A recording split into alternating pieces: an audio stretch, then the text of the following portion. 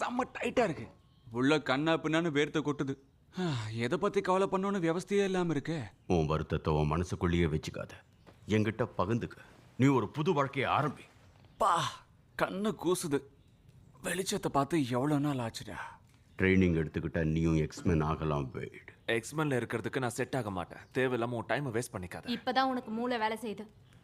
Wait இது யுக்கியோ, யுக்கியோ இது wait.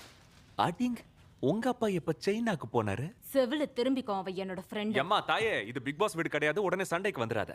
Chocolate வாங்கி தரேன்னு பொய்ய சொல்லி என் முன்னாடி சீனை போடுறதுக்கு அந்த பாப்பாவை கூட்டு வந்திருக்கியா? எனக்கு அவனை பிடிச்சிருக்கு. ஸ்டார்டிங்ல நல்லா தான் இருக்கும், போக போக உனக்கே புரியும்.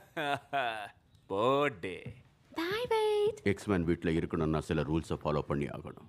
ரூல் நம்பர் 1, யாரையும் எப்பவும் கொலை பண்ண கூடாது, எவ்வளோ பெரிய வில்லனாக இருந்தாலும். Rule number 2, ஃப்ரிட்ஜிலேருந்து